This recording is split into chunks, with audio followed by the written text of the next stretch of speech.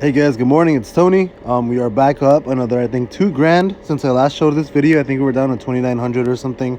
Um, Everything is basically back on track to run on the upside, and we had some crazy news about Doggy. Actually, with Elon Musk working with the developers to basically work on the transaction time, and also Coinbase announcing that they're going to be accepting DogeCoin, or not accepting, but they are going to be allowing DogeCoin to be traded within the next 2 months or so.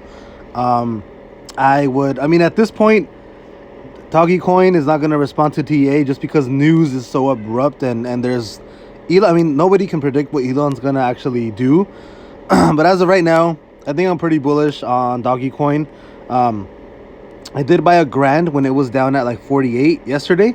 So I'm just kind of holding that for right now. I mean, if we do dip again, I'll probably buy like another $1,000 or two, and then kind of go from there. Polygon is moving a little bit to the upside. I think it's hitting. Is it hitting highs? Polygon, yeah, dude. Matic is doing pretty good. So I have around $4,500 in that, which is actually one of my bigger positions. So I should probably move that a little bit higher up, just because it is one of my yeah, these are probably my bigger positions. But yeah, I just wanted to update you guys. Up around 2 grand. Cardano is still holding steady.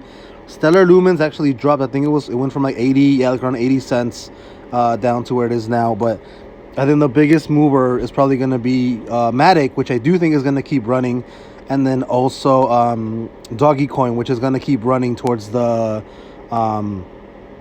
actual what is it called? Like when it becomes tradable on what the hell am I talking about? When it becomes tradable on Coinbase, I think it's gonna keep running and it's gonna stay running.